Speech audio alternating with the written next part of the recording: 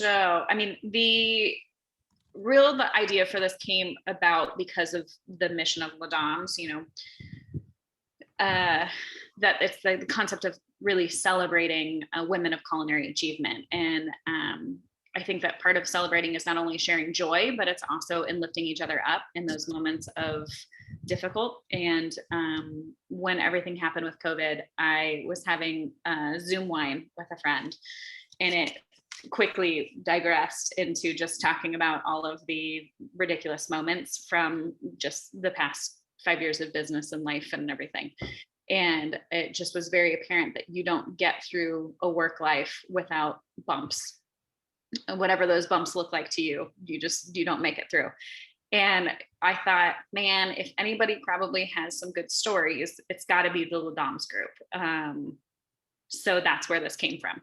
So the idea is just to share some stories. So we'll start with Miss Elaine. And I know that you all probably know Elaine very well, but partner at Giant Noise. By the way, I should know this, Elaine, and I don't, but I love that on your all's website that you say you specialize in the industry of interesting. Just the most amazing thing I've ever heard, because it's so true. And then I don't know if you all know this, but Giant Noise was awarded one of the best PR firms in the US by Forbes magazine for 2021. So you think, like, we did not apply. Like, that was out of the blue. Like, it literally came out of nowhere, because I was someone said something, they're like, oh, we should have applied from that. I was like, I don't even know where it came from. I was just like, but it was so awesome.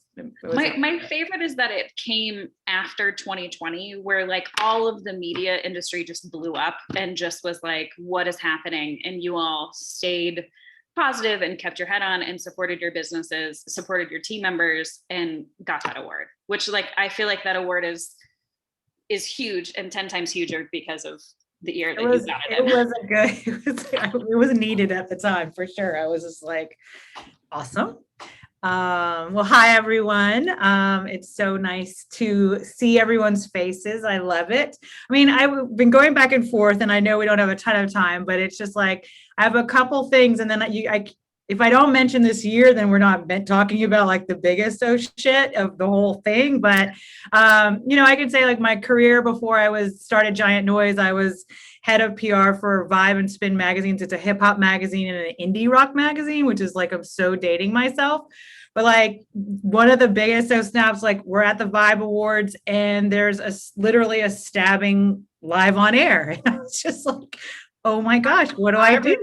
I remember that, Elaine. Well, and Joy, I was 6 weeks pregnant. I had to text my husband and say, when you see this on CNN, please know I'm okay. But it was Dr. Dre and Suge Knight, is this whole thing. And it was just like, it was so, I mean, my old life was so crazy, but they like locked everything down. We had like ET and all these shows and everything. And I was just like, I don't know what do you do? Like, what am I going to do? And it was just like, we had to figure out how to communicate, like, with everyone. I have media trying to do press conferences. My lesson, which it won't apply to anyone right now, but was like, never allow the media to have a live feed of anything. Like, always have it on a delay, because you never know what could happen. And, we were writing like press announcements that would be on TV in like the next 10 minutes. So that one was like, just for fun, just to like, that was probably the craziest in my life pre Giant Noise, for sure.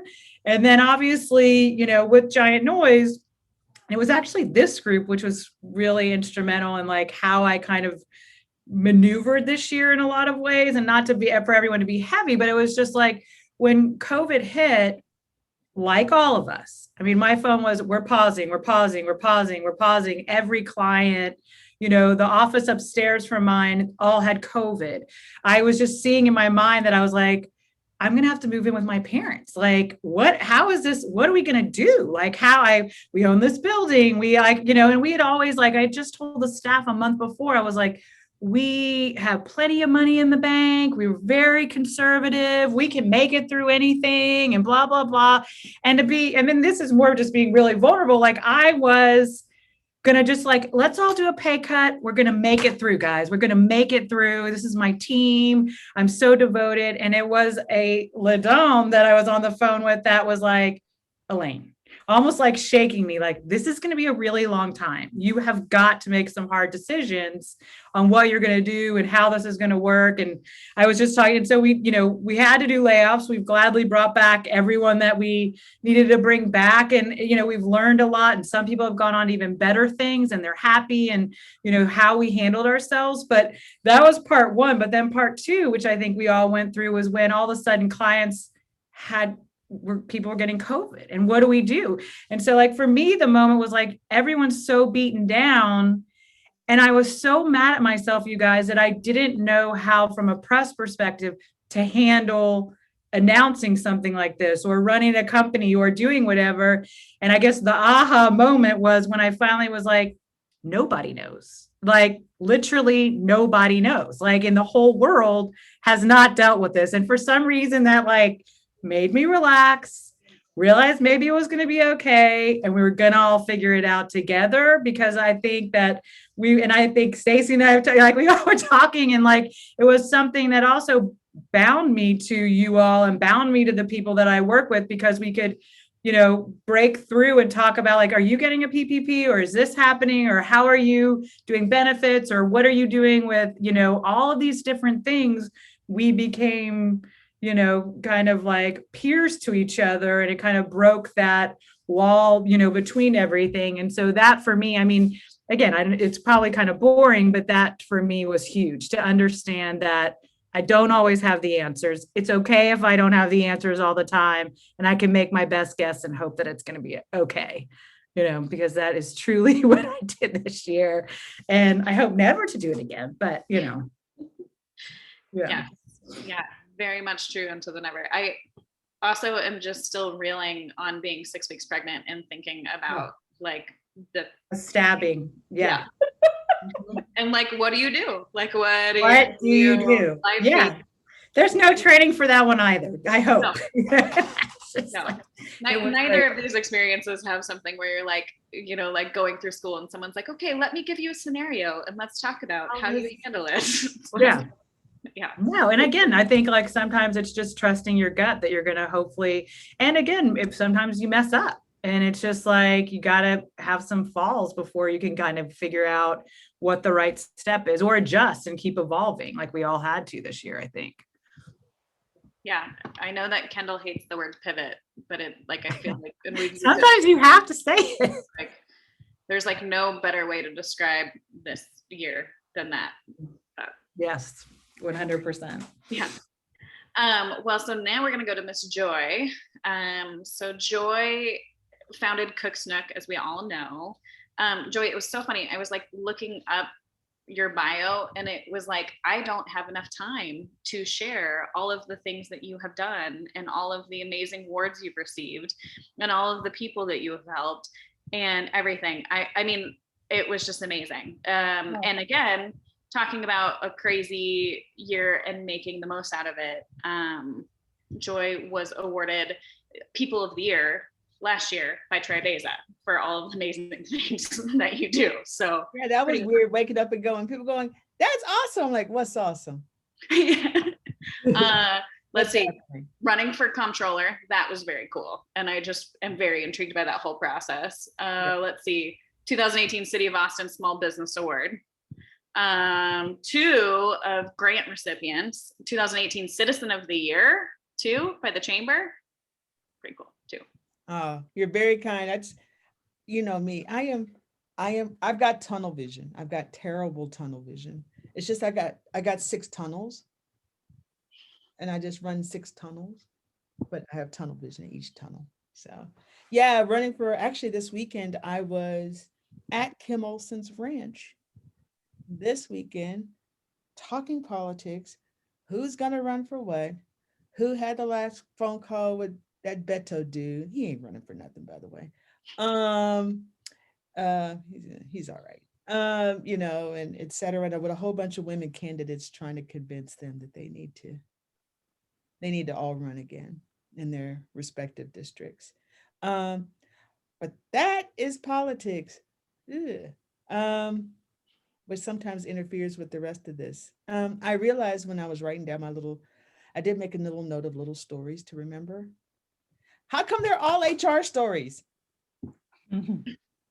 Yeah. I don't understand. That's why we were talking about before you guys got here. I was just like, what is up with the HR? Because I'm so used to doing stuff by myself or in a small crowd. Now that we're a company of 20, 21, Dang. yeah, craziness. Um, I've got a whole bunch of other stuff, and anybody knows my personality type. If you go in the dictionary and you look up INTJ, my picture is right there, right there. I am the consummate INTJ. I am completely internal, and I've got a whole bunch of folks messing up my vibe. So, yeah, this year has been outrageous. Like I said, we've gone from what, two full-time employees to, like I said, 21 now in a year's time. And it's funny because I said that I don't like to think that we did a pivot. It was go back to the fuller concept of the Cook's Nook and now go do it. Now you have, I don't like the word opportunity either, but you better go do it or this isn't going to work. So you better go figure this out and make it happen. And so the things I'm going to say are actually a theme. At one point, so many of you guys probably know at the beginning of COVID, actually, I was sick in February. And I didn't know why I was sick, but I kept coughing. I was sick and the whole 9 yards. And by the first week of March, I couldn't breathe. And so second week of March, I was at the doctor's office and my air was like 88, 89. And the doctor was just looking at me. And of course, I failed both of what was then the test at the time, which was whether you're out of country, right? Have you been around somebody who has COVID? Well, you don't know. It's a second, I don't know.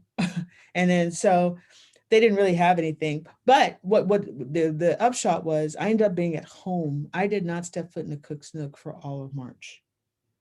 My operations manager, who was then my operations lead, was there.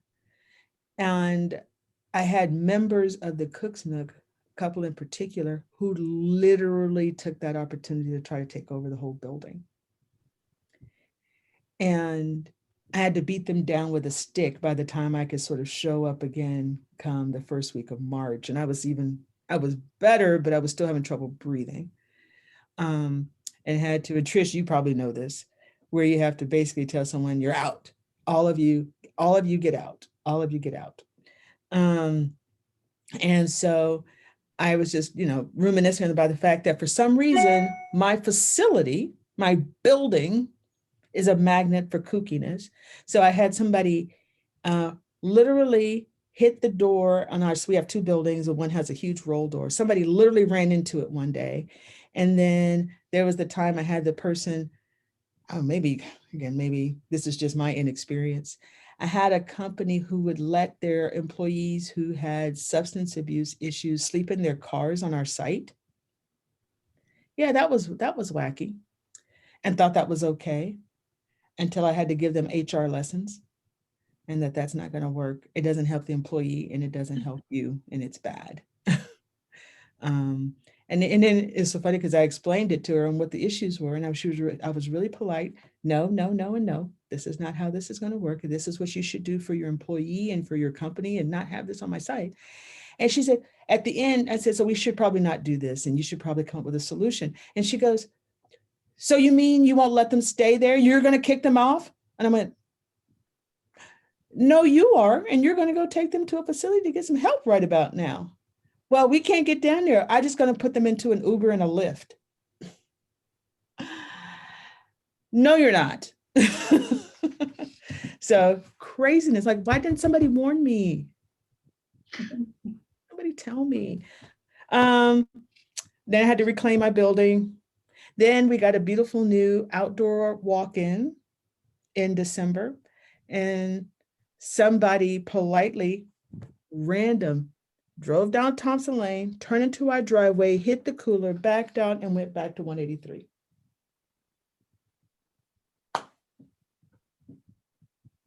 There's a sign over the Cook's Nook that says, get it here. I don't know what that's about. But yeah, just that I didn't realize that actually having a building or being visible would be a challenge as an owner itself, being visible. And I didn't realize that. It attracts all kinds of things, internal, external, you name it, even from arguments and conversations or whatever is happening out in food systems. And that has been a continuing eye opener here. And it's probably because of just my personality. I wouldn't have even thought about that. That ownership itself, invisible ownership itself is a challenge, is a thing. So that's my story for the day. I feel like you should wrap your property up in bubble wrap. I Not have cars be able to come close to you. you know those things that come out the ground? They're like those concrete posts, that they can come out the ground. Yeah, I'm thinking like actually getting one of those. I priced that. Oh man. And that's that you can't come any closer than this to the building, and also lesson learned, pick the right bank. Banks are terrible friends. I know bankers can be terrible friends, but bankers can be terrible friends. I'm actually fighting with one of my banks who would not apply for a PPP for me. He just wasn't going to go do it because he didn't like something I was doing or I wouldn't do for them. So I just went, yeah, you do realize I'm going to leave your bank. So, yeah, hopefully everybody's picked wisely. I have a feeling there's going to be a lot of movement with banks because of the whole PPP world and small business. Yeah, hopefully, banks are smart, but hopefully owners are smart too, to sort of say, you get to pick and choose who you want to work with. Don't ever let a bank tell you otherwise. I mean, I know that. I thought I chose well, actually. But now I've got a different banker at that bank, and I'm just like, ooh, no, dude, this is not going to work for me. But hopefully, and all my other bankers I'm perfectly lovely good with. But hopefully folks and women know that too, that they're not obligated to do what any bank tells them to do. Yeah. That's good advice. Yeah. Next up, we have Miss Miriam. So in case you all didn't know, since 2012, the Food and Wine Alliance has given away over $365,000, which is amazing. Amazing. Yeah, it's incredible. And then in addition to that, we now have Dallas Food and Wine Alliance, Houston Food and Wine Alliance, San Antonio Food and Wine Alliance, and the Texas Food and Wine Alliance, which is incredible. Like the amount of reach you all are going to have within the next few years and the amount of impact, it's incredible. Thank you. It's really exciting. I definitely feel like I'm at a place where I can say that now, because I think I'll tell you a couple stories. I'll leave with a really fun kind of OSNAP story. So my first story is the first kind of OSNAP moment that I had was I was with the Austin Food and Wine Alliance for maybe a couple of years, and an integral part of my job is to get sponsors. And I was always really uncomfortable with having those conversations about money, asking people for money, knowing how to value what we can provide and all of those things. And in 2016, when the festival got canceled, I had just hired our first employee outside of me. And I remember thinking when the festival canceled, I remember thinking in the back of my mind, she's probably freaking out right now that she just accepted this job, and she's worried that she's gonna have a job. So I just looked over at her and I said, "Don't worry, I will figure this out." And we were able to get through it, but it definitely pushed me in places where I had to force myself to learn how to be better at sponsorship, asking for money. It pushed me into thinking outside the box as far as how else can we get money and revenue as an organization. And, though we lost quite a bit of money that year, we were able to make up for it, but it definitely put me in places where I was having uncomfortable conversations that actually turned out well. It really kind of helped me gain my confidence. And so we're cruising along and, things are going great. And the beginning of last year, we're having wonderful conversations with people in San Antonio and Dallas and Houston. And we're getting really excited because we're about to announce this huge expansion across the state. Everything's great. Everything's wonderful. And then the pandemic happens. And so to just kind of give you an idea of timing, the pandemic happened mid-March is when everything kind of closed. We were planning on announcing our expansion at the end of March. And I remember just feeling I can't even tell you, like, when I heard South by Southwest like cancel, the pit in my stomach, I just knew at that point that this was going to be such a big, I don't think I knew how long it was going to take and all that, but I knew it was going to be such a major shift as a community. And I thought to myself, like, oh shit, like, what are we going to do? Like, what are we going to do if we can't do events? Because, for us, like, sponsorship is tied to events. When the festival doesn't happen. So it's like, all of a sudden, it's like, for us as an organization, catastrophic, right? Like, and so we, unfortunately, like many people, we lost so much money last year. And I think, again, I had to remind myself, 2020, I had to remind myself about how I felt in 2016 when I had that oh shit moment in my office. And I just had to pull myself together and figure stuff out. And, and again, I had to think outside the box, and I tried new things, and I tried, we tried doing those boxes with Assembly Kitchen and, I just, anything I could possibly, bake sales, anything I could do to kind of think outside the box. But then again, also I had to think about the community around me, because at this point, like, everyone around us was suffering and having trouble. So it's like, how can we as an organization also help others while we try to keep ourselves afloat? So definitely, I'm so grateful for this moment now, because now finally I see the light at the end of the tunnel. And, but again, it also, because it pushed us in these other places, now it looks like we'll have these other revenue streams that we never even thought of. So it's just one of those things where I feel like I feel grateful in a way for having these moments, because it definitely changed me as a person, as a leader, a person who is just constantly, if we're going to be an organization that innovates, then, we have to truly innovate and change and grow along with everybody else, and along with the times. And so for me, those are kind of my lessons, right? My lessons. And so now as we go into the other parts of the state, like, I have to carry that mindset with me again, where, I just have to think outside the box, figure out how we're going to raise funds as we rebuild as an organization.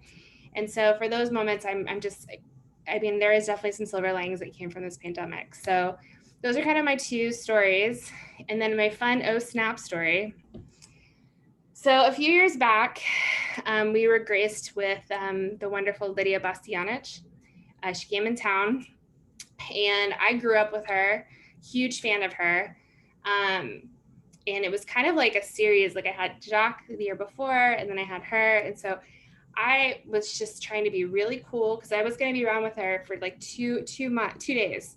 I was going to hang out with her the whole time. And I was trying really hard to be cool and like not like be chatty and like just let her do her thing. And so when she arrived into Austin, she, arrives on time, very punctual, all business. We take her to our hotel. Her hotel's not ready. And then I have to like kind of drag her to this lunch that we had to have. And she just was like, you could tell, and you could just tell, like, she was being really cool, but at the same time, you could tell, like, she's like, her cheese had been moved, right? Like, she wanted to go into her hotel room, prep herself, like, get ready to kind of see the world. And she wasn't able to do that. And I remember her saying, like, I don't have makeup on. I don't have my lipstick on. I'm like, you look beautiful. Like, you look great. It's going to be fine. And so after the lunch, and actually Valerie was at that lunch, and so after the lunch, like, I was anticipating, because of our schedule, like, she was probably going to at that point refreshen, and I was going to hang out in the lobby and, work on my computer. And she invited me up to her hotel room. And I was like, okay. So next thing I know, I'm sitting on this couch in her hotel room and she is like getting ready in the bathroom. She's talking to me from the bathroom and I'm like freaking, I'm trying really hard to be cool because I'm like, I am in her. I mean, is she gonna come out like without her shirt or something? Like I literally was just having this like crazy moment. I was so at the same time, she was like asking me all these questions and I didn't know where to look. I like was trying to keep my eyes at the corner, like just in case, like, I don't know, I didn't, obviously she felt comfortable enough with me at that moment to be like, to let me be in her private space.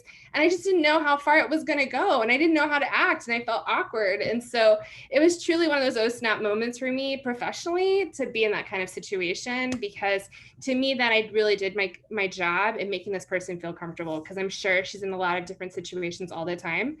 And for me, I was really honored by that. And then next thing you know, she turned into my grandmother, my Italian grandmother. I always wish I had. And the rest of the weekend, she was just so lovely and amazing. But anyway, that was my fun kind of oh snap moment. And I just say, because it's making me think, and you probably all will be horrified. When I was 24 years old, I was a publicist at HarperCollins, and they assigned me Alice Waters. I didn't even know who she was. I grew up in Corpus Christi, Texas, and went to UT. It was for Chez Panisse vegetables. Valerie's gonna have a heart attack. I had to spend 2 days in a limo with her, meeting everyone. And I was so bored. And because I'm an extrovert and I always have to fill the, and she was talking about her daughter. And I was like, so if you've never been to McDonald's, like never? And she literally, if she could have like put the curtain up to shut me up. And I was just, I think about that now and I am of course mortified, but I thought you would all appreciate that at my expense, that I asked Alice Waters, had she been to McDonald's?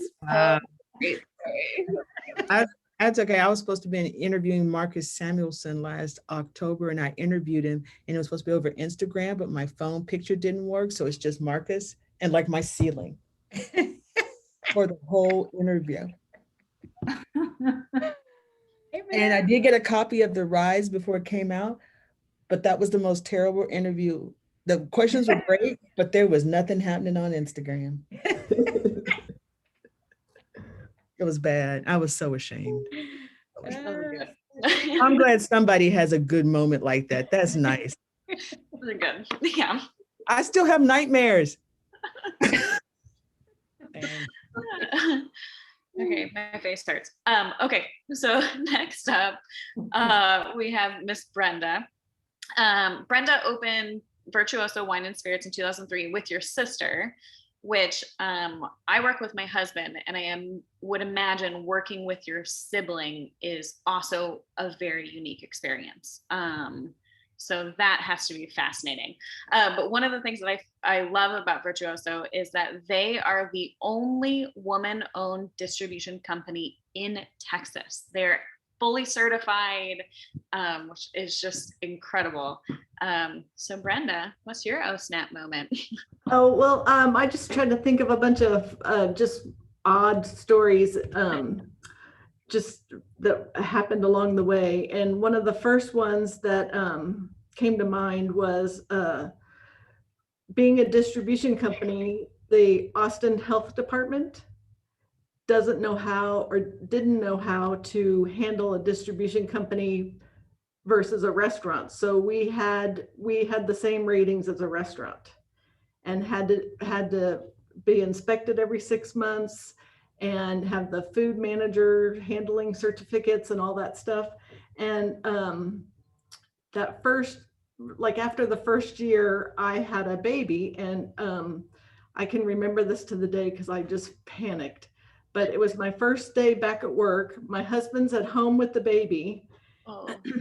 And, I didn't think anything about it. And the sheriff's department comes to the house with a warrant for my arrest because our food manager certificate had expired.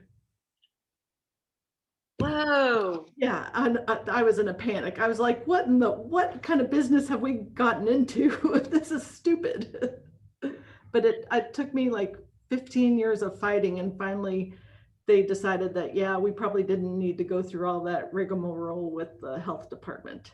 I mean, we had to get restaurant grade tiles in our bathroom ceilings, everything. Oh my God. And not any of the other cities do it, just Austin. But That's they didn't arrest you, right? No, I wasn't home. I was at work, but they came to my house and my husband calls me. He's like, is there something you need to tell me? Like, I didn't know I was married to a convict. but they would have arrested you if you had been home. Yes, that's what the sheriff said. And I was just Because- like, oh my God, where do I go? Where do I go hide? Because you didn't have your food manager Well, it certificate. had expired, so I had to go. I went and I talked to her on the phone and I was like, look, I'll go do it tonight online, whatever I have to do. But I got it all resolved without having to go to jail or anything. That's hardcore. That is That hard. is like, that is the most intense food handler, food health inspection story I've ever heard. But yeah, it was crazy. I panicked. Brenda, did you have to did you do sampling on site or something like that? Is that No, why we they have no did open that? bottles, no anything, but the health department didn't know how to handle it versus, so they just lumped us in with the restaurants. Yeah. Well, to be fair, they still Everything is have just a to food do that. enterprise and everything to them is a restaurant. I mean, it literally is, everything is a restaurant and then you have to explain otherwise, and they still don't have any way to in a code to deal with that. Yeah, it's crazy. Well, that's exactly why we ended up creating that, the new charitable feeding organization permit. There's a new permit.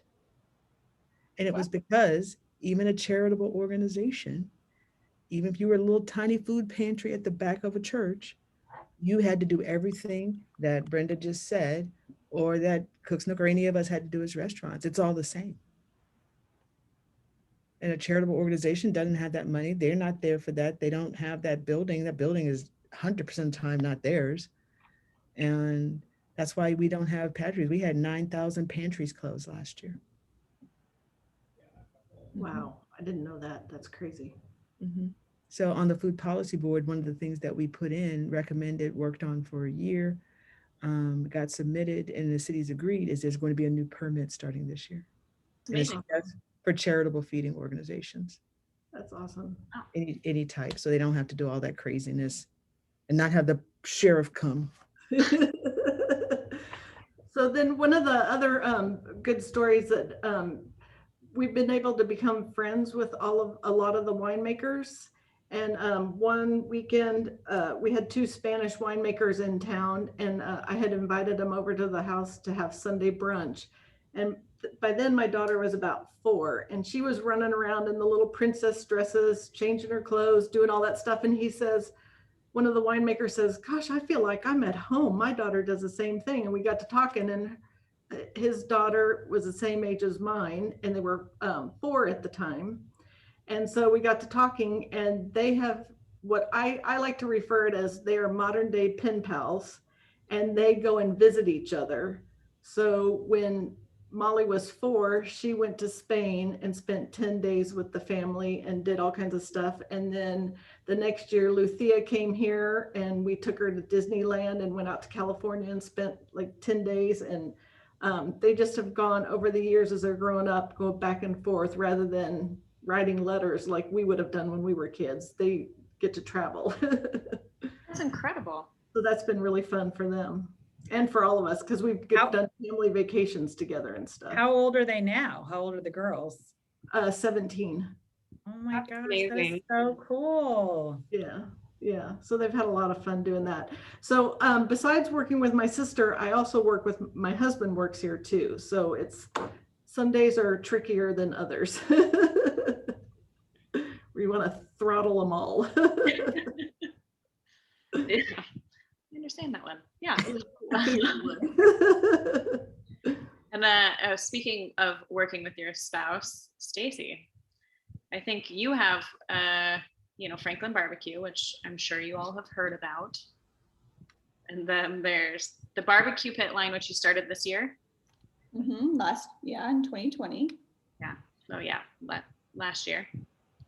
And all of the other things, barbecue line, potluck. Yeah.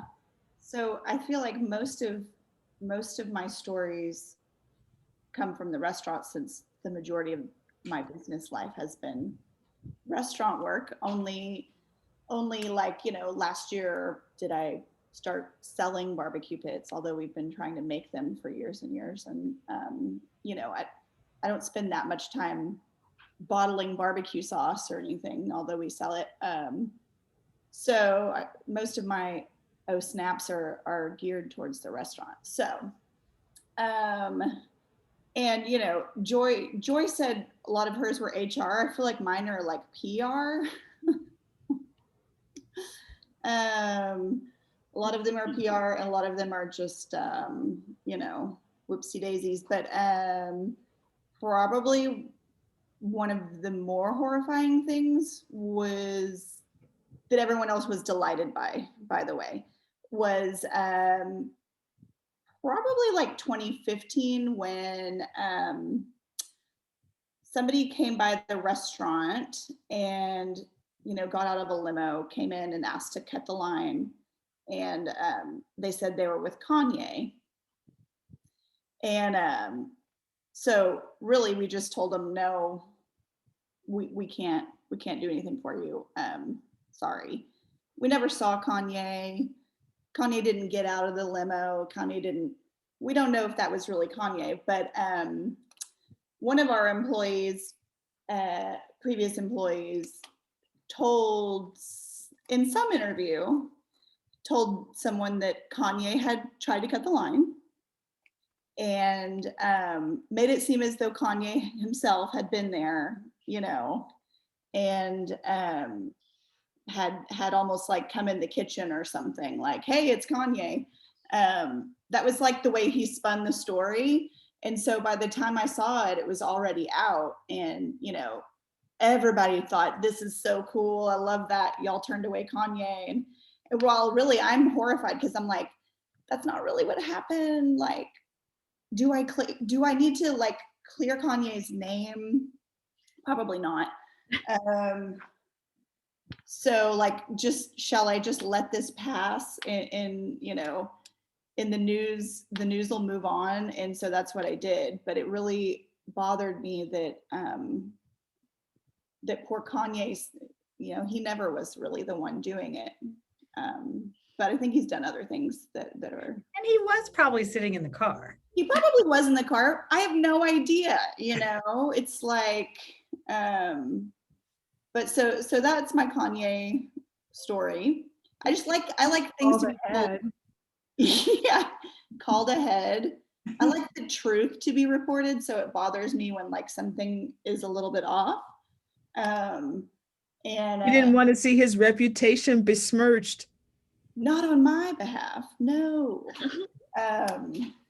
So that was just like a silly story. But in 2017 we had a fire.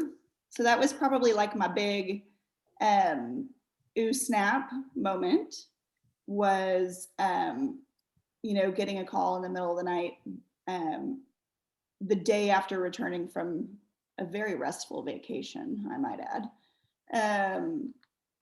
that the place was on fire. And then, you know, the kid's asleep, so I didn't pull her out of bed. Erin went to the restaurant. And so I watched it on the news live from my bed, seeing my restaurant on fire.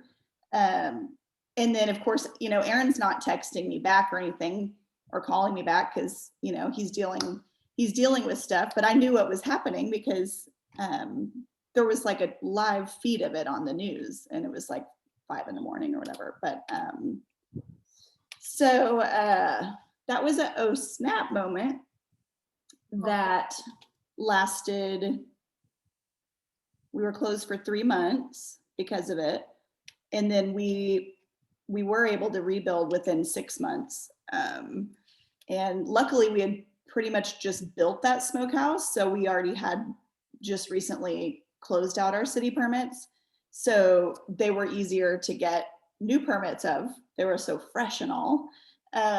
So that's why we like built at such an incredible speed. Otherwise, you know, building anything in this city and getting permitting is very difficult. But I would say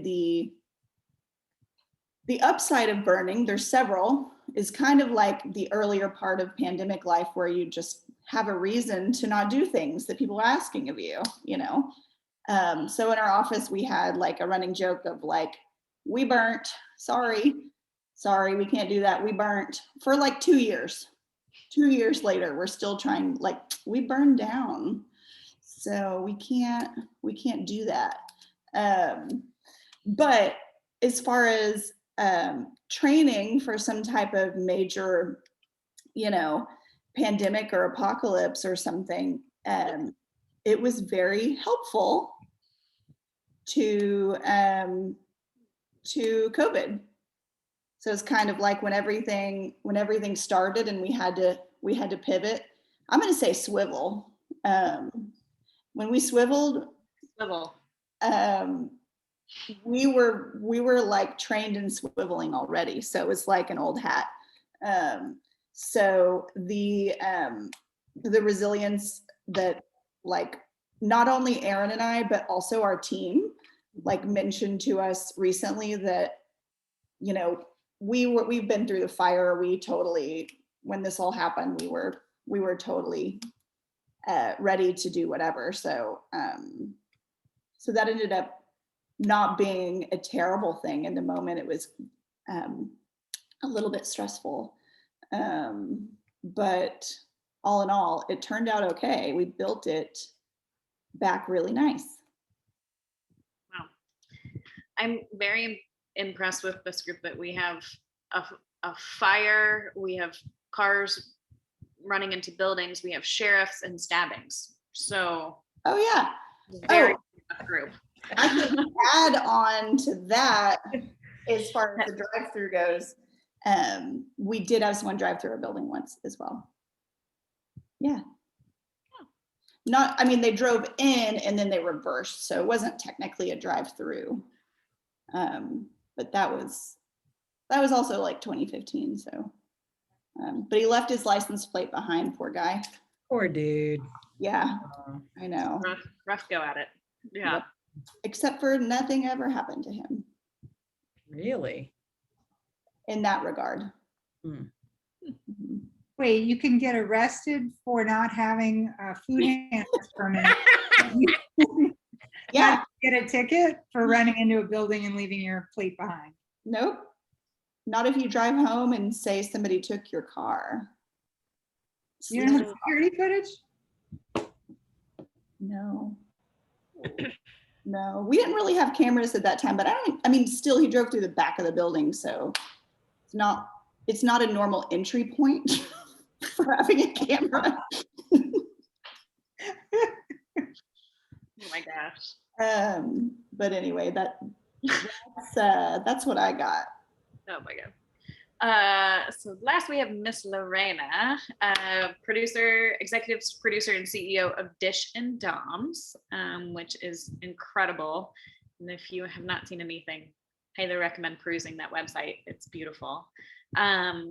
Also, Lorena, I feel like you are also a person that has been involved in every single board, on every single group, like fully connected into the community in a multitude of ways. It's remarkable everything that you're doing for the community.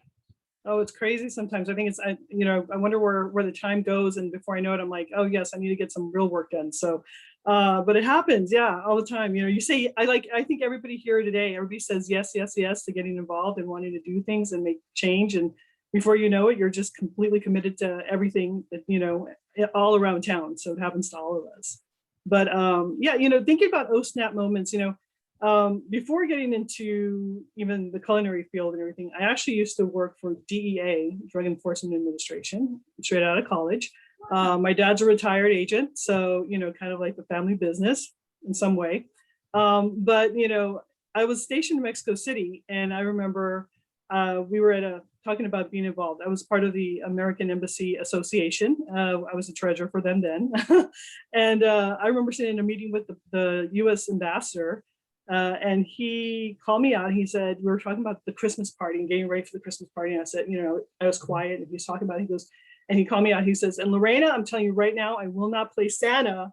I know you have that in your mind, and I'm not going to play Santa. Now, this is This was Ambassador Davidoff, who was a Jewish man, and he was 6 foot, I don't know, 5, huge. And he's like, I fit the bill, but I'm not going to do Santa for you, Lorena. I was like, oh, all right, I promise, Ambassador, you don't have to. I was just embarrassed to death. I'm just like, oh my God, who told him I wanted him to play Santa?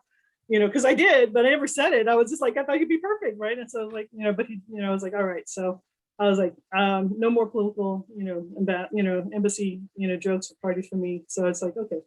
But that was, long before I got into the culinary scene and everything else. But in culinary, when I started Dishing Dames, and still today, we work with a lot of very novice videographers and photographers, and it's all women, and it's really people who are starting out. And that's kind of part of what we do, is making sure giving people an opportunity, some of these women an opportunity to get out there and get some experience.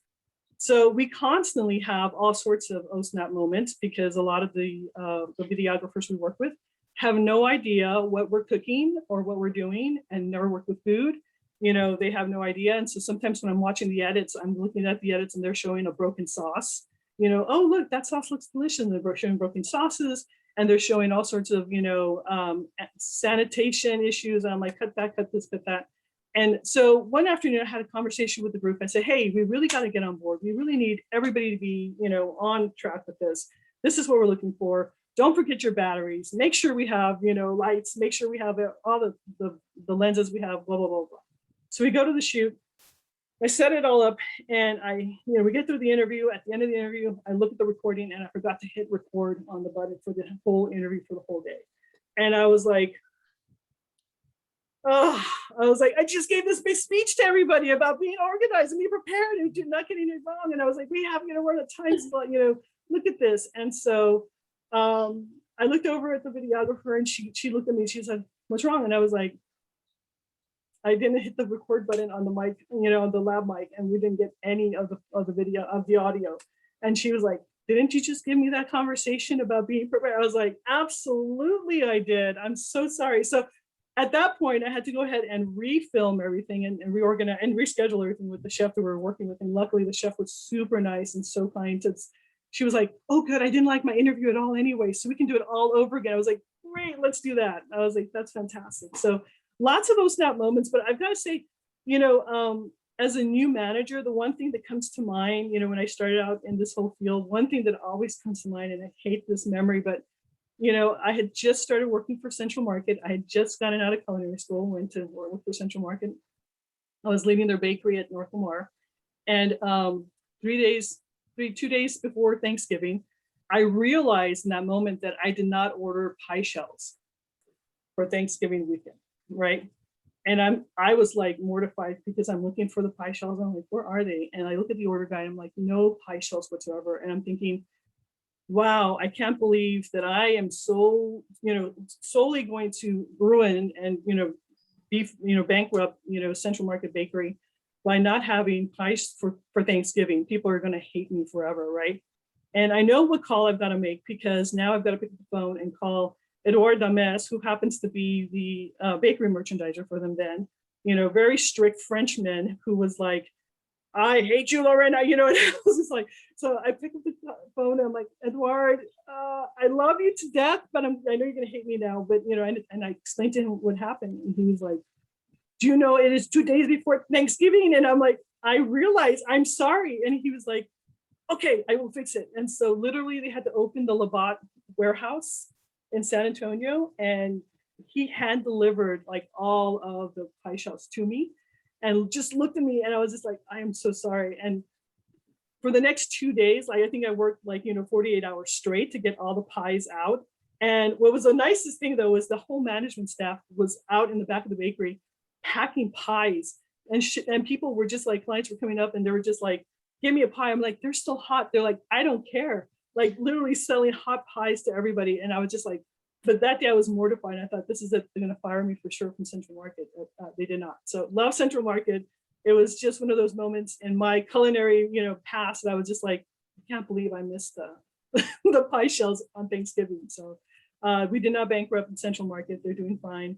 And they still have pies now. So it's all good. But yeah, I think we all have those moments, and you just, I know in that moment I learned how to use my voice and speak up, because, normally I'd probably be like, let's keep it quiet. Let's figure out what to do ourselves. There's no way you're gonna hide, 1,000 pies, So, but it was just one of those moments where I thought, I had a great team and they really pulled together to make it happen. And since the recording incident, I have not missed one of our interviews at all. So it's been pretty good, not bad. But yeah, so lots of oh snap moments.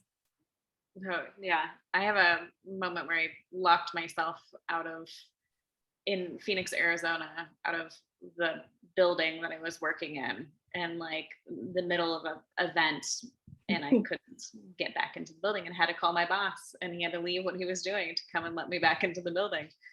Oh yeah, it's always Yeah. Miriam mentioned the Austin Food and Wine Festival, and I do Austin Food and Wine Festival itself, and we were sitting in the back room in the VIP room, and my sister came by with me, and Aaron Zimmerman was there along with Aaron Sanchez, and they're standing there talking stuff. And I turned to her and I said, "Oh, would you like a picture with them?" And they stopped their conversation and they kind of like posed, like they were like, "Do you want a picture with us?" And she looked at them and said, "No." And so and they were like, "Did she just say no?" And I'm like, "Oh gosh, how embarrassing!" But yeah,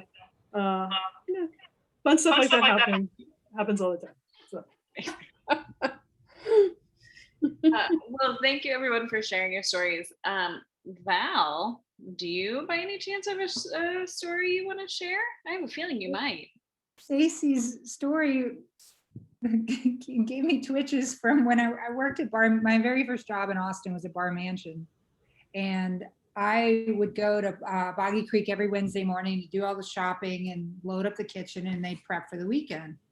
Well, I think driving in Boggy on a Wednesday morning, and I get a call that the ballroom burned down. But I was instructed to go ahead and do the shopping anyway, that they were just going to have to like rent a tent, and you can't cancel a wedding 3 days before, 2 days before.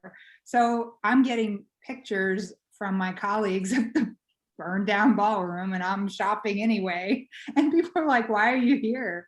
So yeah, just the show must go on. And then after Bar Mansion, I worked at the W. Some of you might remember the glass falling incidents. Allie, you weren't. Yes, I do. Yes, I do. Sam, I don't know if Sam was with. We were at the time. We weren't W, but we were Block 21. Oh. And I was on vacation. Okay. Yeah. So yeah, glass started just falling spontaneously, and like then, the windows. Yeah. Onto the ground. Right, Elaine? Mm-hmm. The heat. They just think they were installed properly, but they think that the heat just made them shatter and fall. And so then the GM put up scaffolding around, and and then so we continue, and then it happened again. So he's just shut it all down. He just closed the hotel. So all that lost revenue and just trying to figure it out. But I was like, I'm getting my hard hat back on to go to work. But I think the glass might have fallen on Cindy's car, right? Elaine, the director of marketing, of all people that it could. Oh, that's right. Yeah. Cindy's car. And so nobody was badly injured, just a little blood here. On the that pool. was definitely a moment. Like I was with my parents in Shelter Island where there's no reception. So I'm pacing in the middle of the street so my phone will work. And I keep thinking, I'm just like, what do you write? And I think I probably was talking to Sam, but I was like, what are we going to say? Like, I just didn't know, like, structural engineers and all the other things. I was just like, oh God. But those weren't my businesses. I was just an employee. So you're just kind of like, what's going on? What can I do? This is weird. Yeah. Yeah. Those are rough. Yeah. I have one story and then I'll close it. Mine story is about being a mom. So we opened up Hestia in November. Hudson, my son, was 2. We had it all planned. I do what I call back of the house. So I do like bookkeeping, all of like the HR, the putzing stuff, right? But when we open, I'm usually there for 2 weeks just to like make sure that all systems are go. So we had the nanny all set up. Everything was ready. She knew she was going to be working long hours. Everything is good. She ends up calling me. She has a family emergency. She's out. She's with her family and gone. So I was like, okay, I call my mom. My mom can't come. She's in Arizona. I call Kevin's mom. She can't come. So it's just like me. And so I look at Kevin and I'm like, I got this. I'm just gonna bring Hudson with me. Like, he's a toddler. It'll be fine. It'll be great. So he's there, like Daniel Tiger's in the background of all of our construction meetings. He's like hanging out, like his meals are literally either Happy Chicks from across the street or like whatever R&D project is going. I have a picture of him on the tray that goes under the big oven that collects all of the soot.